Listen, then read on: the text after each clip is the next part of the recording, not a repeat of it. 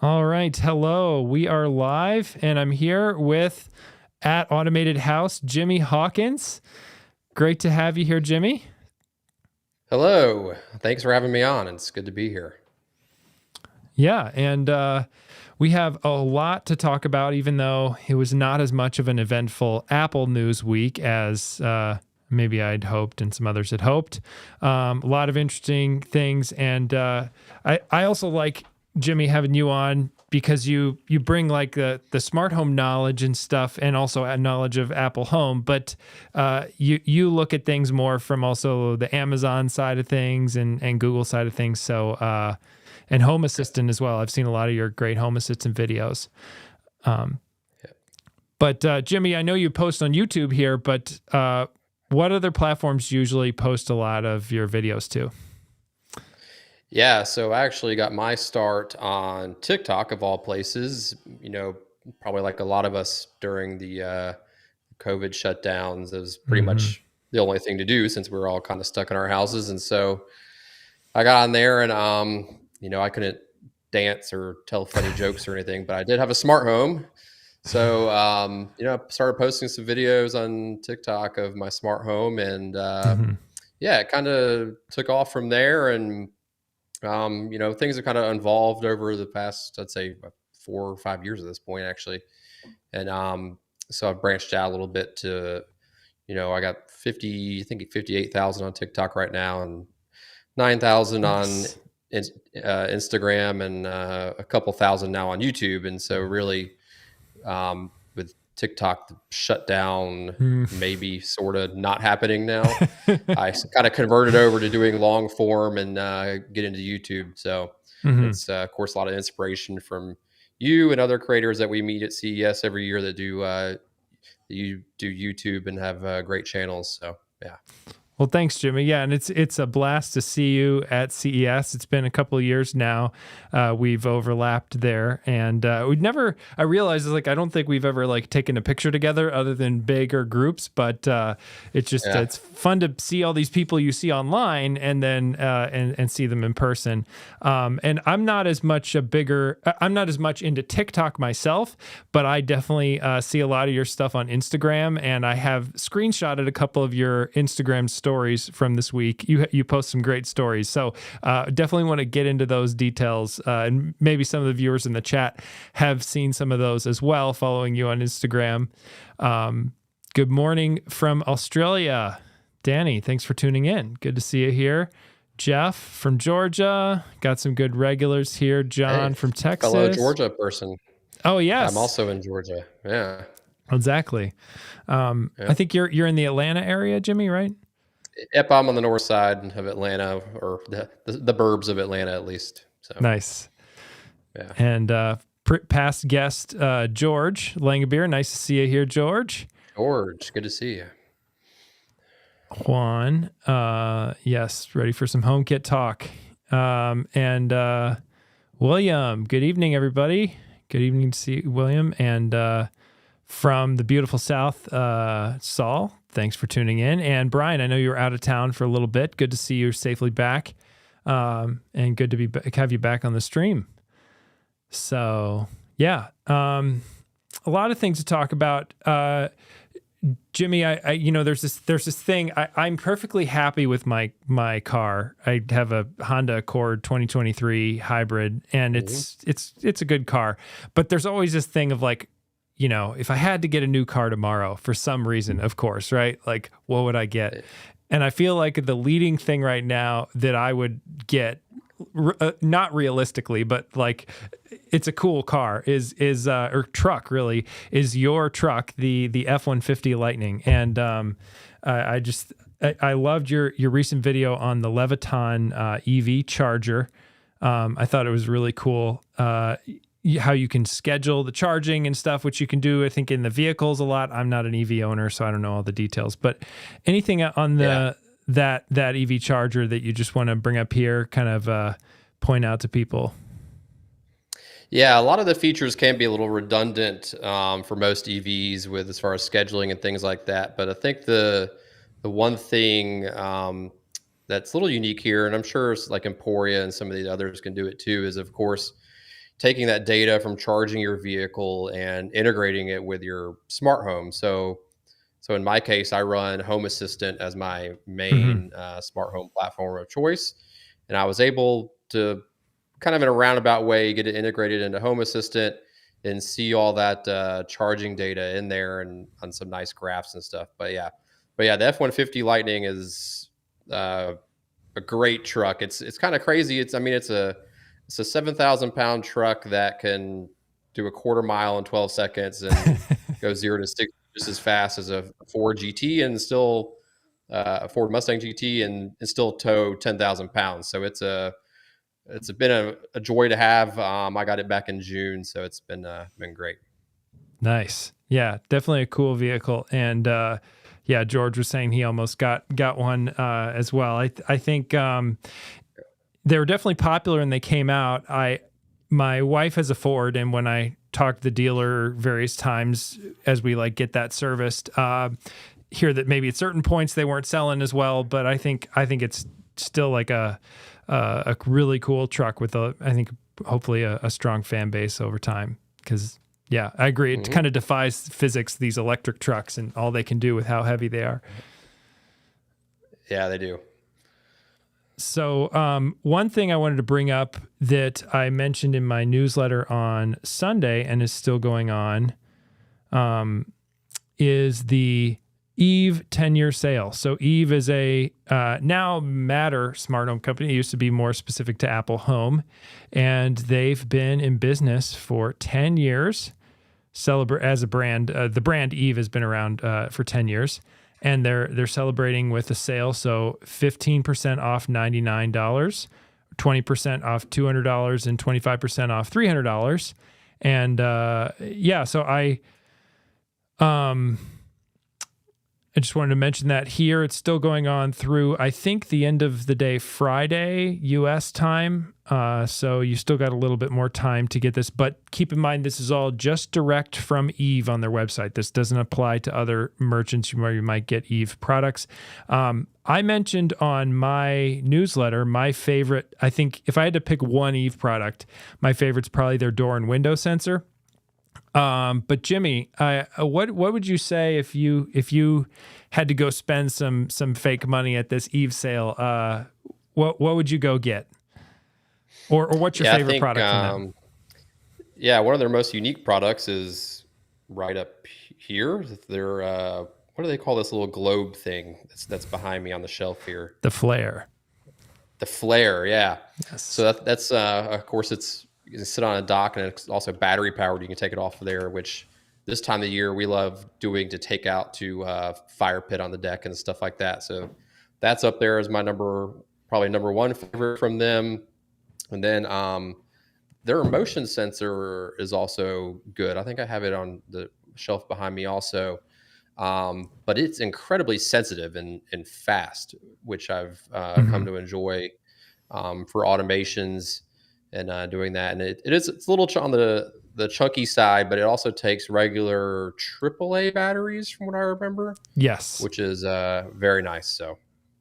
Yes, and it's very easy to replace the batteries in this motion sensor. I have them too, which is, like some motion sensors prioritize being small, and that's great in one sense, but then try and change the battery and you got to get a small screwdriver and pry open some plastic and stuff. So you must be referring to the Akara motion sensors.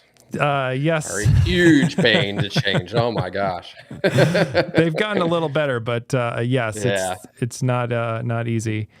Yeah. So unfortunately, this is still the case. Oh, let me say hi to some folks in the chat again. Sam, nice to see you here. Thanks for joining. And Eric from Alabama Gulf Coast. Cool. Thanks for joining. And yeah, I can see that, John. Ford fans. Yes, some Ford fans in the chat. Yeah, I enjoy my hybrid, Saul, but I've kind of thought about next car. I think it'll probably go EV, but we'll see. Yeah. And anyway, so a lot of interesting, good discussion there from folks in the chat. But The HomePod is now 1,000 days old. And I know, Jimmy, we'll talk more about some of the recent Amazon speakers in a little bit, but unfortunately, we didn't get an update to the HomePod or the HomePod Mini this week from Apple. But it seems like just yesterday this thing came out, and it's still a good smart speaker in my opinion. Sounds really nice, but yeah, it's 1,000 days old now, which is pretty crazy. What would you change? What would be on your wish list for a new HomePod, Eric?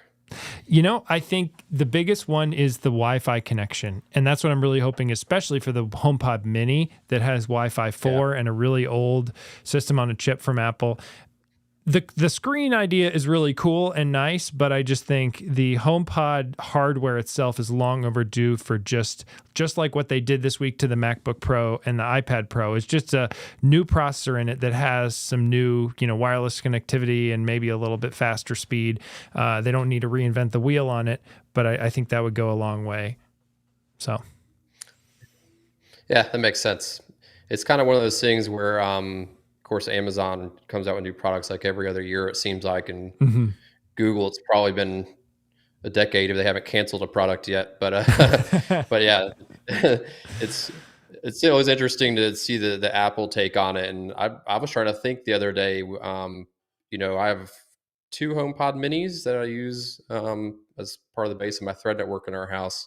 And I was like, I don't know what I would do different on these because they have Thread. They can run your smart home. They sound decent. I mean, so yeah. The chipset makes sense.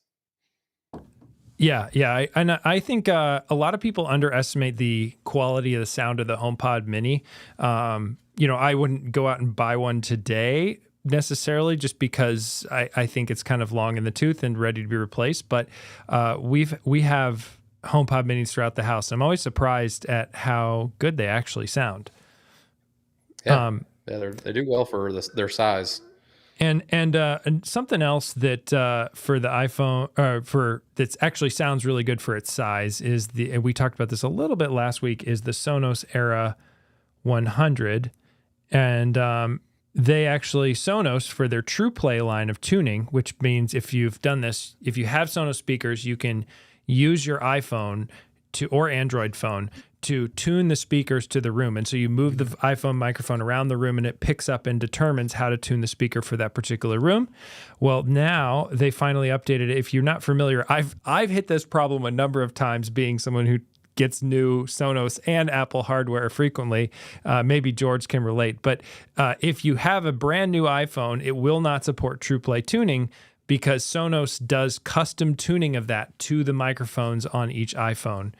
And so now they've updated it. So if you have an iPhone 17 generation of phones that you just got and you get new Sonos speakers, you can now do TruePlay tuning with them. So I thought that was nice. I feel like this is quicker than last year when the 16 came out. Because I feel like last year it was almost a month or two after the 16 came out before you could do TruePlay. And we've only, 2 weeks into iPhone 17. So yes, I agree. Well done to Sonos. I think they have a few less software fires to put out this year than they did last year, but yeah, very good work for them getting it quickly done. And speaking of another thing on phones that's new, I haven't really played with this much yet, but Flick has a brand new app, and they say it's getting ready for the Flick Duo, which is still available for pre-order. And hopefully shipping soon, and some other stuff. Have you played it all with Flick buttons, Jimmy? I played with it at CES last year. The new Duo, especially with the kind of the hand kind of not animations, but kind of motions you can use to control things. I thought it was a cool concept. I don't know if I would use it for anything other than just the 2 buttons on it. Especially trying to teach someone in the house how to do, like, hey, twisting it this way does this and twisting it the other way does that. That could be a little difficult, but they're pretty cool little buttons. Yeah, I think they're trying to go for what's the premium thing that can differentiate them from anybody who can make a button. Because I mean, I don't know if either you or I could make a button, but I don't think it's super hard to make any given button. And so, there are different ways. I know, some other companies use metal or like some other, ways to differentiate, like with materials. And I guess this is another way they can try and make their buttons a little different. Yeah. I'll be interested to see with the Flick Duo when it comes out, how it actually performs in practice. Cause I agree. I'm not as keen on some of the turning gestures as just having two buttons in one thing and seeing what that does for me, but we'll see. Yeah. George just did some true play tuning today. Not surprised. That's great. Yeah. Oh yeah. Third reality devices is another one John's bringing up that also take only AAA batteries, which is nice. And speaking of buttons, they make a good button that I believe, if I remember correctly, it's a single press, double press, and hold functionality on their buttons. So nice. Yeah. yeah. I think Third Reality makes some great stuff. I've been playing with more and more of their products this year, and I've really been impressed so far. I haven't tried their button specifically, but I think they sent me a bunch of stuff, and it's probably sitting there on the shelf, and I haven't gotten to it. Have you tried this? Oh, yes, I have. I have one of those. I actually don't have it right now, but yeah. The most unique smart home device of last year, probably. It is really cool to have control, and I made some videos on it, have control of your smart home right there on your keyboard, especially if you have like an office with smart lighting and stuff like that. So my concern there is just like, I'm not always into mechanical keyboards, but like I like this thing where I can have, no, I thought I was going to be so cool by changing camera angles, and then I like forget. Okay, so here we go. I have like a mechanical keyboard. This is a Mode Sonnet, and like I have some other ones in like a collection. I like the sound of them and the feel of them, and I find that it's just not as like the reality keyboard is just not as like nice of a keyboard as some of the other ones that I like to use. And so I like the smart home control, but I also like having a nice keyboard. And it's a trade-off, I wish that their reality would maybe like make a PCB or some other things where then as a mechanical keyboard lover, I could just take their PCB, have matter control, and then put my own keycaps and switches and other stuff around it. But I don't know. I'm probably like such a small niche of the people who'd actually want that. So, right. Yeah. Yeah. But I think it did come with yellow something on there, some kind of key caps. I don't, much more about keyboards than I do, but yes, I remember hearing about that, but I don't think it was it wasn't Cherry, and I don't think it was any of the other sort of main brands of switches. Okay. But let's see if I can pull up their keyboard so you guys know what I am talking about, because mine's in the other room. I wouldn't be able to get it. So this is the Third Reality Mark 1. Pretty cool keyboard. In that it has the control of your smart home via Matter. So you use, I think it's Function and Alt, and then the function keys, right? Or Function and then the function keys are each a button. Yes. I think it's the key next to the function key. I think it's only one key you have to press and do it. Okay. I think on the production version, it had a Matter logo or something on it. I have the beta version, but yeah. Yeah, you get basically 12 buttons out of it. And Jimmy, great memory on the yellow switches. This is what they say here for the yellow switches. So anyway, so the Echo Dot Max is a speaker that came out not too long ago now. Jimmy, I know you were talking to me before the stream just about the Echo Dot Max. Have you had a chance to play with one yourself yet? I have not. I don't think they're shipping yet. Okay. But what kind of struck me on it was the price point on it. So it's an Echo Dot, Hmm. but it's $100, which you know, if you know of another small speaker that looks very similar, that's also around $100, I think Hmm. it's kind of obvious to compare the two to each other. And the Dot Max now has a Thread radio inside of it. Sounds Mm. familiar.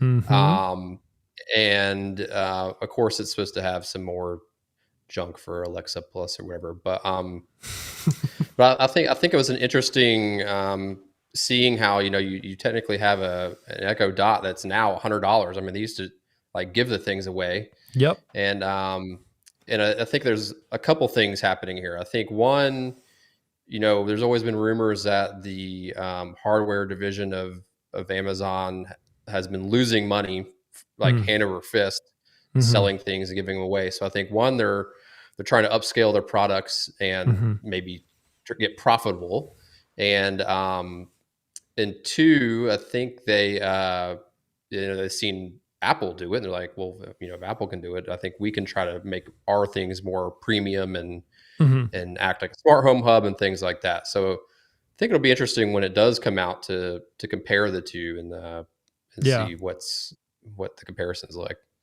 Yeah, well, I also think there's the angle of it where the initial iPhone, people balked at the price of it. I think it was like $500 and thought, who would want to spend $500 on this on your phone? And now, of course, Yep. today people run out in droves and spend $1,000+ on their smartphones. And I think that as smart home tech from Amazon and other companies becomes more integral to people's homes, they get a Ring doorbell maybe in the Amazon ecosystem case and maybe some other smart devices, they see more value in, all right, I actually do use my Echo to listen to music a lot, but it sounds terrible. What if I spent a little Uh-huh. more money and got something that actually sounded better? And I love the concept that they are playing, kind of taking one upping Apple in a way here, where you can use it. Again, I haven't tested this or heard this at all, but you can use it connected to a Fire TV as Yep. speakers. And that's, like the HomePods. Apple only does that Apple does that only for the front facing speakers, right? So either HomePod minis or full size HomePods can be speakers with an Apple TV, but Amazon seems to be doing it as well with a subwoofer they sell as well as surrounds. And I think that really Yeah. makes this an interesting setup. So add that to the wish list of the future new HomePod Mini whenever it comes. 100%. Yes, I would Yeah. love to see that. Um, yeah, and just saying hi to some folks in the chat. Edgar's Home Tech here. Good evening. Nice to see you here. Edgar. Also, yeah, also past Yeah. guest. And Frederick Falk. Thanks for tuning in. Um, does that keyboard come? So, question back on the Reality keyboard. Does it come in wireless or just with a wire? The only thing I've seen is USB-A only. Correct. Yeah. Yeah, it's wired. I think that's mainly because it's Wi-Fi. So if it was Mm, wireless, it would just kill the battery too quickly. So yes. yeah, it's wired regular USB A. Mhm. And yeah, I'm guessing it's, yeah, like you're saying, like it's got to get power from somewhere, and that's where it's coming from. So Yep, that's a good point. exactly. Um, so the some other things I wanted to get into as well. I mentioned at the earlier in the stream that I think Jimmy is a great follow over on Instagram, automated_house over there. Your automated house on YouTube underscore between those on Instagram. But I Yeah, also have loved your Instagram stories, as a lot of great people on Instagram post great stories. And I screenshotted a couple from this week that I wanted to talk about with you on the stream. So we got this first one here with your new iPhone setup and the data yeah. transfer canceled. Sounds like there's more of a story behind this than just the Instagram story. So what was going on here, Jimmy? Yeah, so I got my new shiny iPhone 17 Pro Max a couple days ago. Nice. And usually when I do my iPhone upgrade, I usually just restore it from the iCloud backup because it's easy, you're on Wi-Fi, whatever. So this time, now that I have USB-C on both phones, I was going to try restoring from via cable. I mean, just take the cable in both of them and do the restore that way. I tried it 3 times, and to be fair, I am on the most recent iOS 26 beta, so maybe that has something to do with it. But I tried 3 times and it failed all 3 times, and maybe completely reset the phone after that screenshot and start over. So finally, I gave up and just restored it from the iCloud backup. So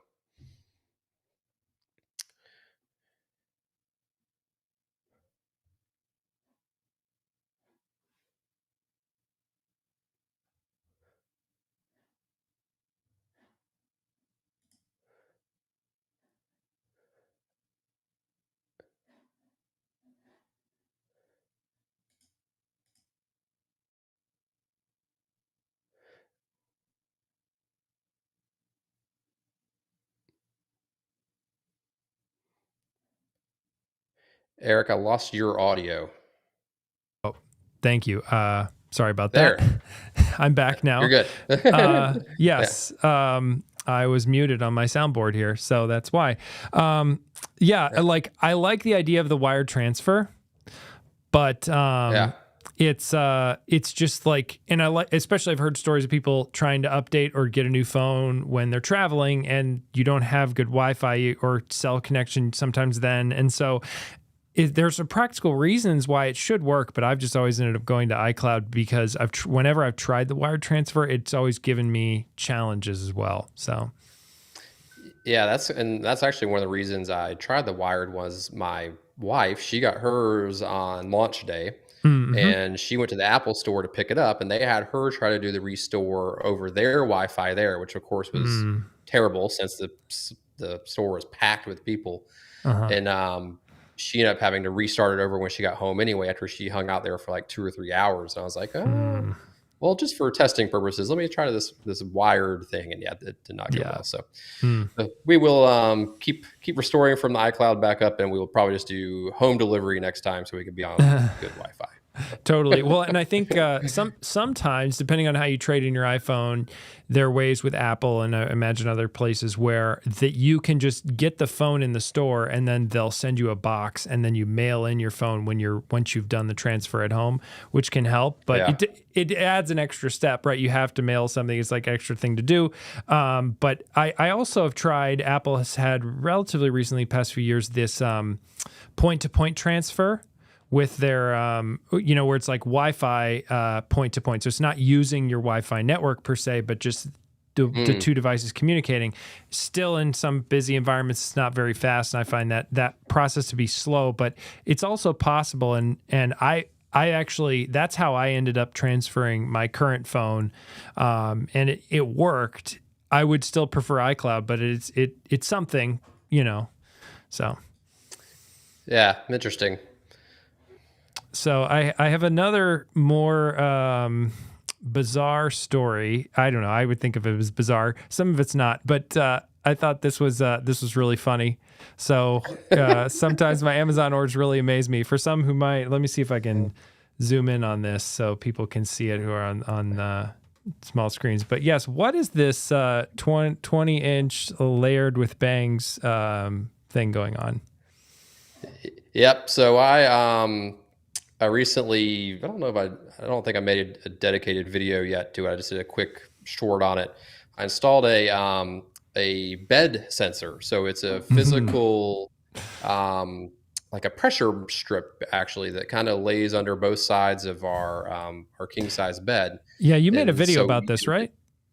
I did like just a quick, like, sped up version of me installing it. I Hmm. plan to do a long form video later on why I need to do it. Hmm. But part of the part of the video I've already got kind of scripted in my head, and part of the reason I bought it is because uh, my automations in the bedroom have been pretty much disabled because they always wake my wife up, whether it's in the Hmm. morning or during naps or whatever. And so I Yes. wanted to do a clip of uh, her being woken up, except her would be me with a wig on. So That's great. because she is currently in London, and I'm not sure when I'm going to be filming this. I was like, just in case, I'm going to keep this wig around to have, and figure to be fun for future videos anyway. So Oh that's yes. that's the wig, and I bought the Cat 6 termination tool because Yes, I have this one I too. I need to run Ethernet through my house. Our house currently has Cat 3 in it, and I've Hmm. done a few of the areas I can get to in our unfinished basement. But next step is running it up to our attic and doing a lot of terminating up there. Plus, Hmm. I'm probably going to help our HOA redo their cameras and Wi-Fi and our clubhouse. So that was kind of like for $20, I'll go ahead and grab that one. Nice. So Yeah, that sounds like, I mean, this time of year in Georgia, you probably won't quite melt into a fried egg going up into your attic. So it hasn't been too bad. It's only been the 70s or 80s right now, but yeah, I'm definitely going to wait till it cools down a little more to before I venture up there to start pulling wire. So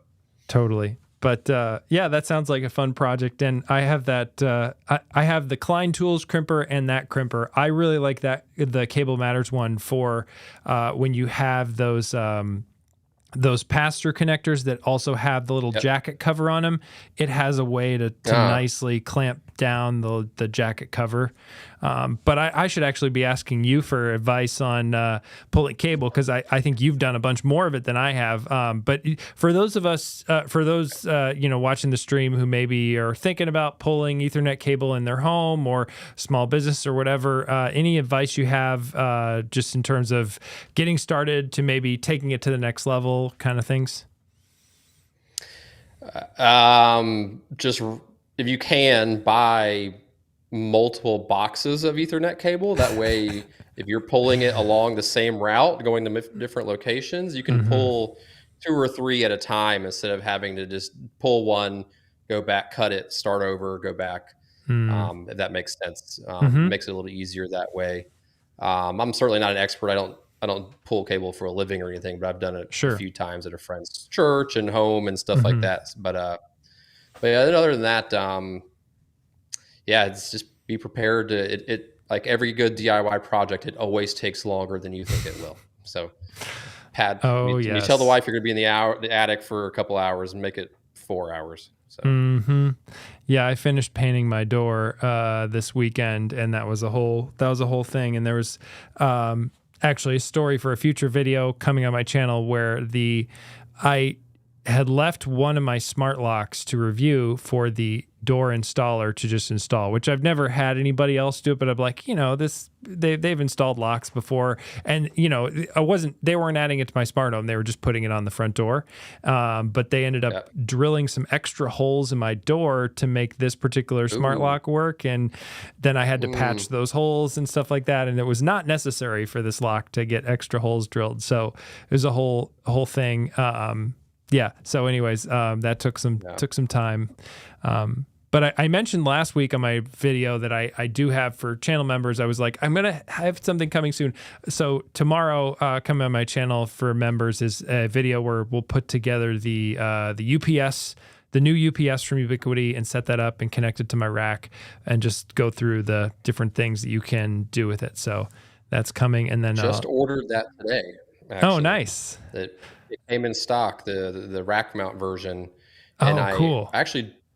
I don't have any Unify equipment yet. I've really been resisting the peer pressure to Come upgrade on, my current Jimmy. Euro 6E system to Ubiquiti, and I was like, I'm either going to use this here eventually or use it in our neighborhood clubhouse. So I'm just going to go ahead and Mm-hmm. order it, and it was in stock, so I kind of just panicked, bought it. But Nice. yeah, that is on the list also of things to do, is a network overhaul, because I did a video a while ago. I bought this like a little tiny like 6U vertical rack, and I have the Eero network switch, their little 8-port PoE switch mounted on it, along with a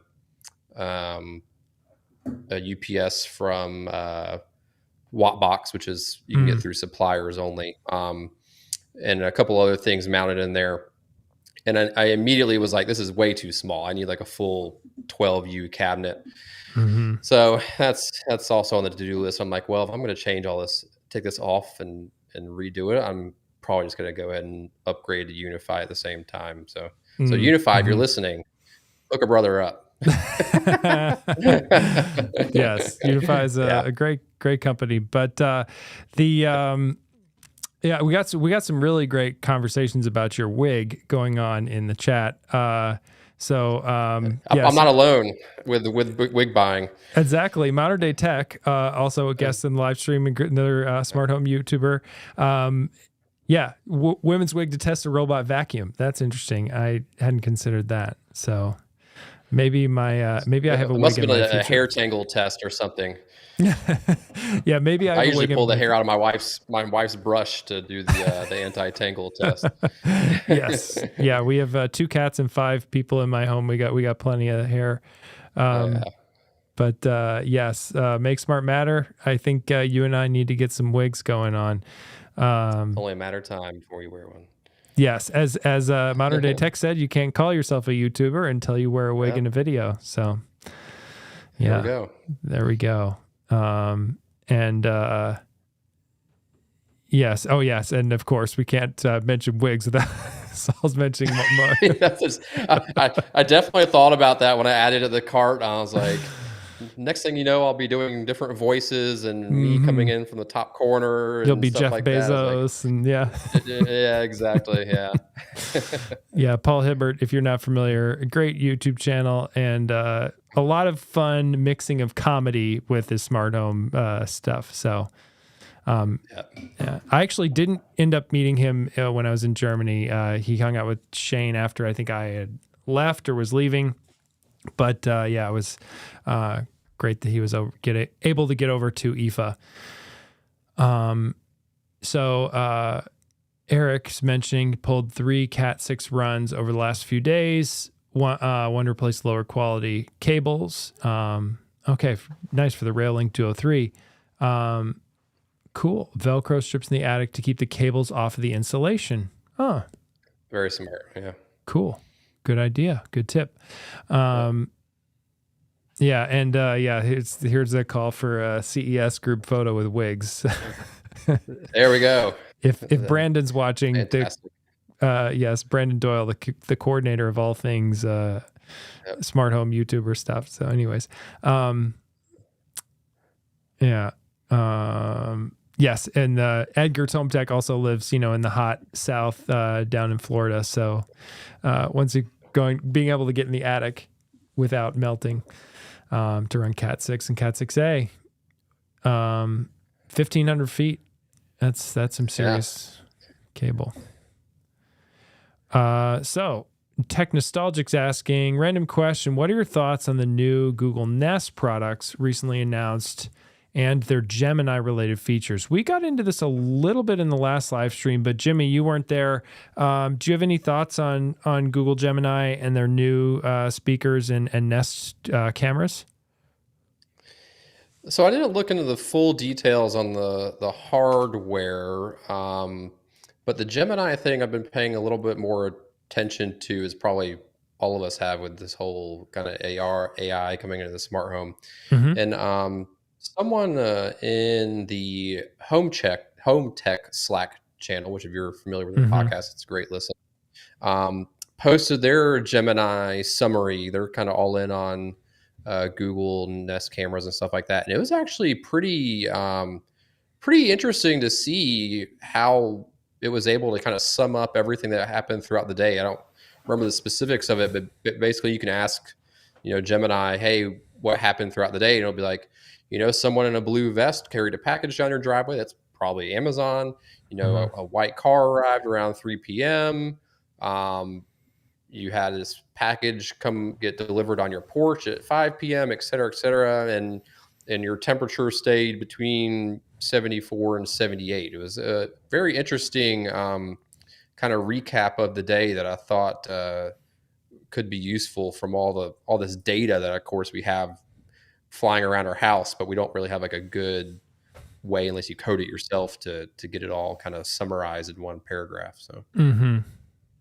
Yeah, it's I really like this summary concept. I think it makes a lot of practical sense, and it's a use case of AI that from my understanding of LLMs and things, I think it's a good use case. Or it's a use case where I think it could do a good job, and also I think it could really be valuable. I could see people liking it. Yeah. Samsung had a similar idea they were demoing as a concept in their Samsung Home of the Future at IFA, and I thought it was a cool idea, but I don't think Samsung SmartThings has anything like that just yet.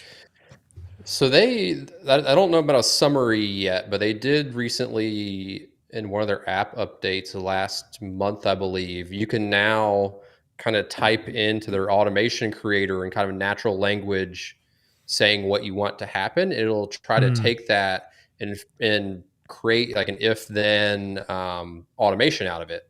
And I mm, tested it kind of when they first came out with it, and it was decent. Like if you did something pretty basic, like mhm, hey, when there's motion in the office, when it's dark, turn on this light. Like it could do that pretty well, actually, without you having to go in and say, if this motion sensor does mhm, this, turn on this light. You could just type it and it would create an automation.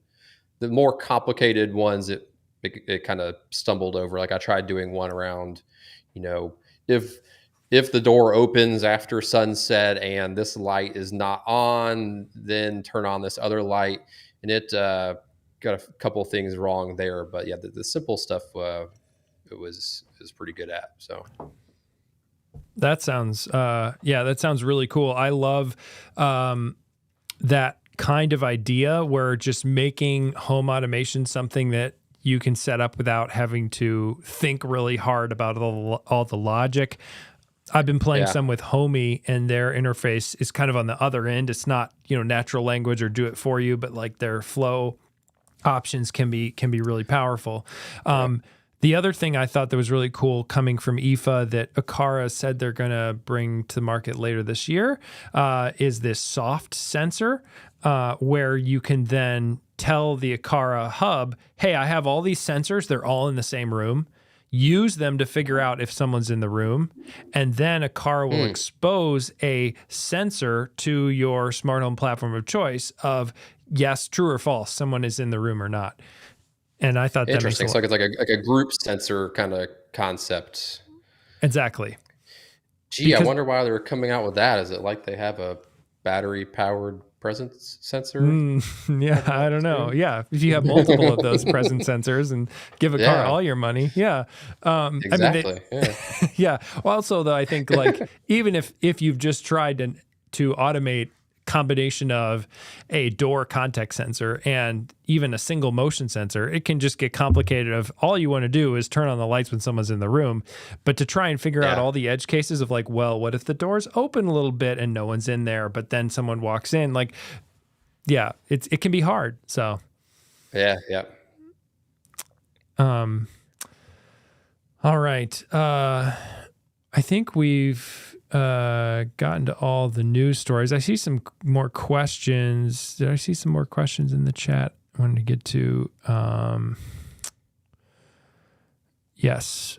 When it comes to the new iPhones that came out, what are your thoughts on the iPhone Air got Matter support and the Pro versions didn't? I was not aware of this. Matter support. Well, I mean, I think the interesting thing related to the iPhones, I'm pretty sure the Pros still have, or related to Apple products recently, I'm pretty sure the Pros, iPhone Pros still have this feature, but with a Thread radio. But Apple's N1 chip, Mm. their new wireless chip, it has a Thread radio built into it. So that means as Apple adds this N1 chip, which is their kind of new default option for Wi-Fi, it includes Wi-Fi 7, Bluetooth 6, and Thread, which I think is a really good addition. And then like, the other side of this is like they announced some new MacBooks this week, MacBook Pros that don't have Thread. because they don't have the N1, but they put it in the iPad. So now the iPad Pros have Thread, and it'll be interesting to see where Thread radios actually land in a bunch of Apple's devices as they add this N1. Of course, the iPhone Air being another device that has Apple's N1 chip in it, but the Pros do not. I think the Pros are still using some Qualcomm chips. I know that the iPhone Air has the C1X, but I've been really pleased with my iPhone Air. I got a Pro and then returned it I ordered the Air, changed to the Pro when everybody was freaking out about the specs and the battery life, and then returned the Pro and got the original Air that I had pre-ordered, and I love it. And it's the phone for me. I'm not as reliant on my phone for content production as I know you are, Jimmy, and others. Yeah. I think the Pros are amazing phones. Like with the camera that I was playing with on the Pro, wow, really great stuff. But I went and held one, and then I love the physical feel of it. But like you said to me, I was like, well, I film everything on my phone still. Mm-hmm. So that's kind of the camera specs is what won me over. So I stuck with the Pro Max. Yeah, exactly. And I mean, because you filming so much vertical video as well for Instagram and TikTok, that can be, I mean, and now even long form YouTube, like you can film like anything you want these days on an iPhone and it looks amazing. My choice to not use my iPhone is more out of personal preference than it is like, oh, an iPhone isn't good enough for me. Like, Yeah, I switched to doing everything horizontal and cropping it, but yes, very much so. I don't think it's as friendly with kind of poorly lit stuff, but as long as you have decent light, it comes out pretty well. Yes. And related to that too, I do think it's nice with the Pro phones, you get the option to record what's called open gate. So then you can do vertical and horizontal. You get more pixels for vertical cropping, I guess you could say. Oh, interesting. Yeah. So you can record the full 3x4 sensor and then you crop, then you can use the 16:9 wide crop of that for your horizontal video, but then you have more pixels vertically. So I'll have to pick your brain on that because I did purposely get the bigger storage on this one so I could change the video format I record in, and I'll be picking your brain on that.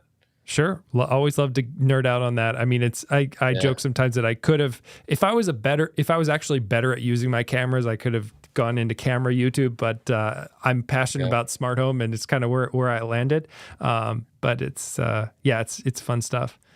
And it's, there's some fun overlap there with home security cameras. There's, some image stuff along those lines too.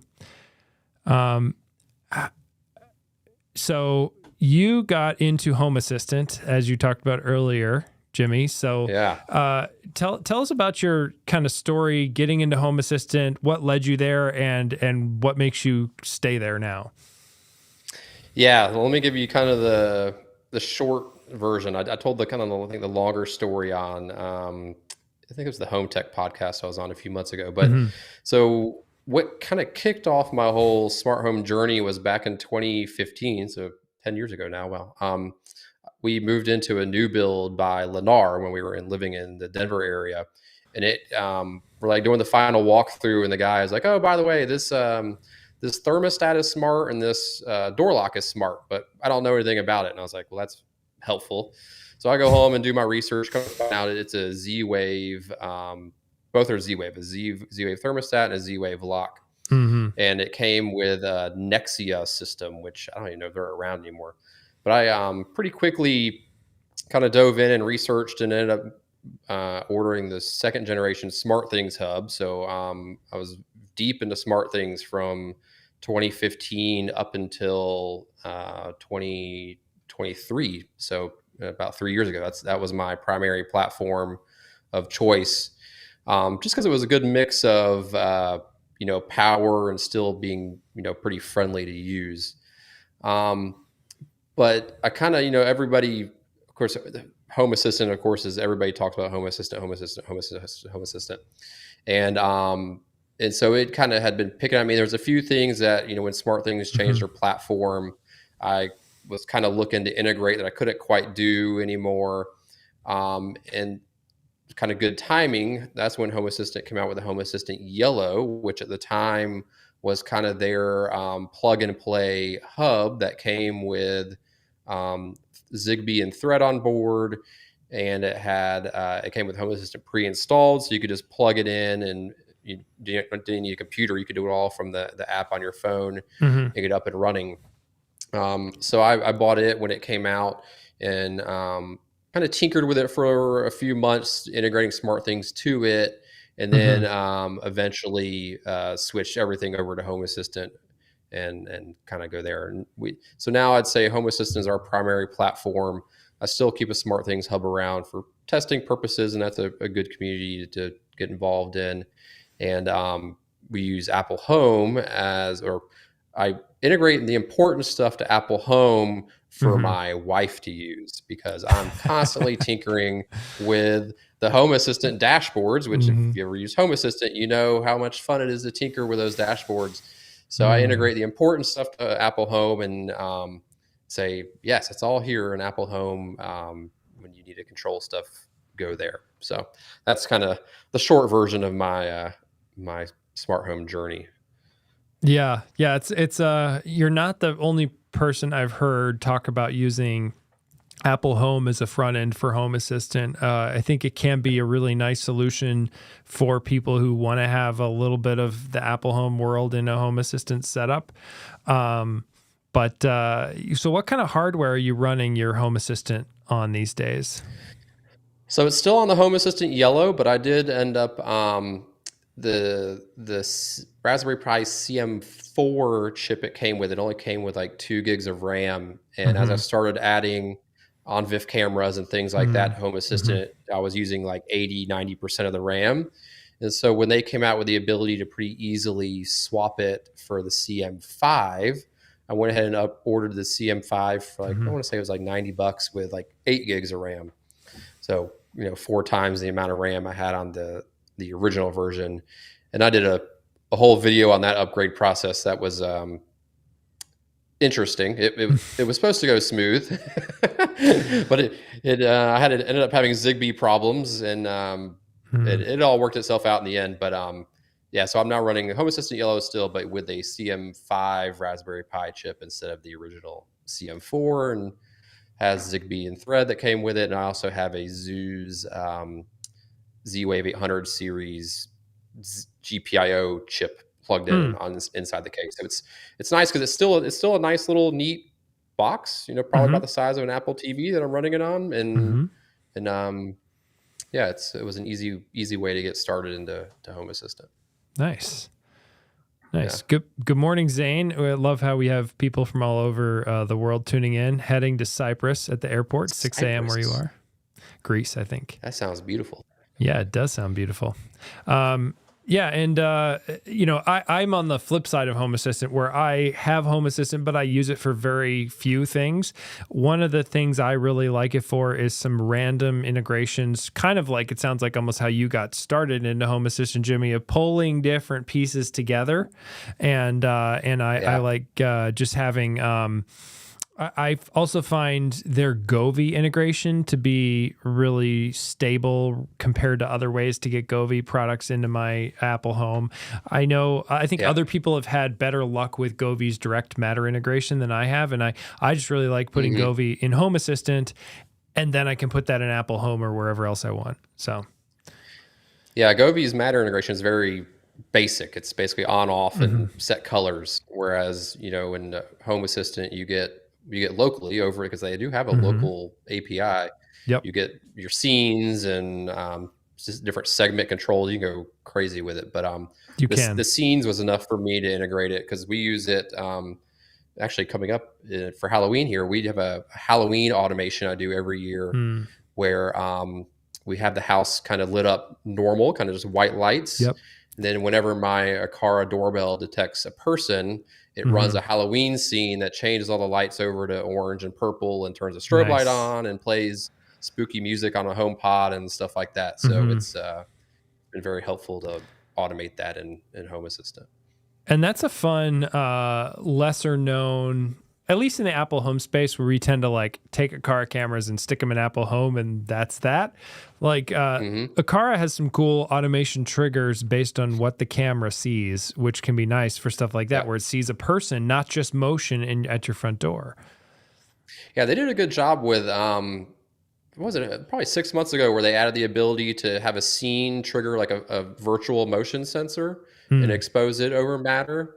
So there were some things like person detection and doorbell press and things like that they didn't expose natively over matter, but I was able to create a scene in the Aqara app that says, okay, when this happens, trigger this matter integration, and all it does is it Hmm.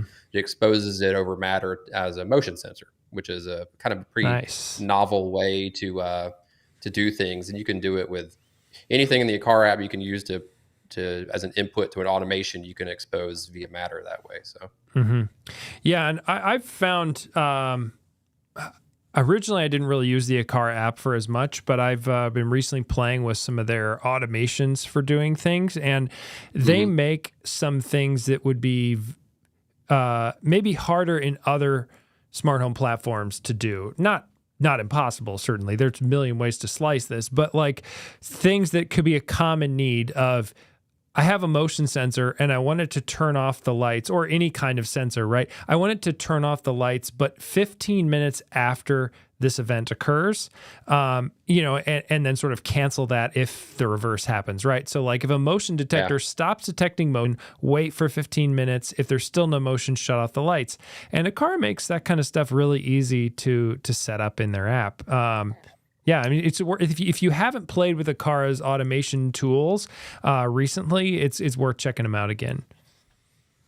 Yeah, it's interesting that the direction they're going, that they're simultaneously making products that integrate easily to third-party platforms, but they're also Hmm. really building out their own platform. And in fact, my neighbor, he recently moved in, and he had used a car on a previous home. Was like, hey, can you help me set up at my house? And he's actually an Android user. Hmm. Um, and so I was like, yeah, order the M3 and all the door sensors you want. And he got the newer Nest thermostat that supports Matter. So we're actually going to use Nice. Arcara as his main hub in his house without Huh. as his smart home platform. So it'll be interesting to see how that goes. Fascinating. That's a project for this weekend. Yeah. Yeah, that sounds like a fun build. Yeah. You might not film other people's homes, but I don't know, but like that, I would love to be a fly on the wall in that whole scenario. But yeah, Yeah. Yeah. We'll see how much filming I do, but yeah, maybe some pictures. totally sounds good. Well, thanks so much, Jimmy, for joining me for a live stream. As we like, just as people are looking for more smart home tech content on YouTube, of course, they can find you at Automated House. And Yeah. then I think it's your website has links to all the other stuff. Automatedhouse.info, I think is the Yep. that'll get you a lot of different Yep. details. Yeah. So So all my social links are at the top. And like you said, it's Automated House on YouTube and Automated_House on TikTok and Instagram. So, nice. Definitely worth a follow on all those platforms. You put out some great videos. And as I'm sure people were able to tell tonight, you have a lot of knowledge about you've been to a lot of sort of corners of the smart home world and tried a lot of things and have a lot of experience, which is really great to hear about. So yeah, that's the fun part. The editing videos is not the fun part.